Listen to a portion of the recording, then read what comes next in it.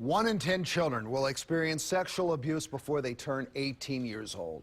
That's according to Darkness and Light. This is an organization dedicated to ending child sexual abuse. And today, leaders brought their expertise and experience to Baltimore, and ABC 2 News' Katrina Bush is there to tell us why. Katrina?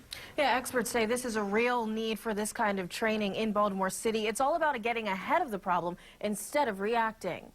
As professionals, I really applaud you and take my hat off to you for what you are already doing. How to prevent, recognize, and react responsibly to child sexual abuse. That is the topic at Baltimore Child Abuse Center, a room full of people ready to learn. It's really been a lot of fun. It's sad that we have to do it, but to be able to travel and to invest in communities so that when you teach them to do stewards, they have something in their hands that can protect children, and it can begin protecting children immediately.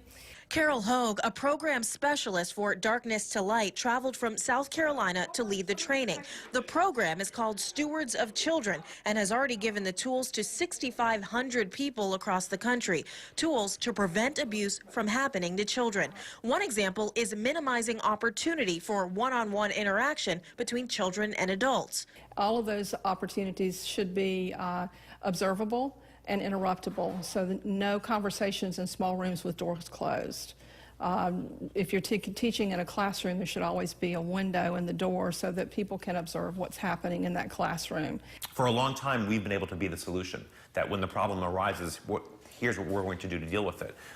But we haven't been able to have the how do we prevent it. Adam Rosenberg is the executive director at the BCAC. He says they recently conducted a zip code analysis to find out which neighborhoods in the city had the most child abuse victims over the last 3 years. And by an overwhelming number, the 21215 zip code in Park Heights had more children who'd been victims living there than anywhere else in the city. That will be the first community facilitators will take their newly acquired techniques and tools.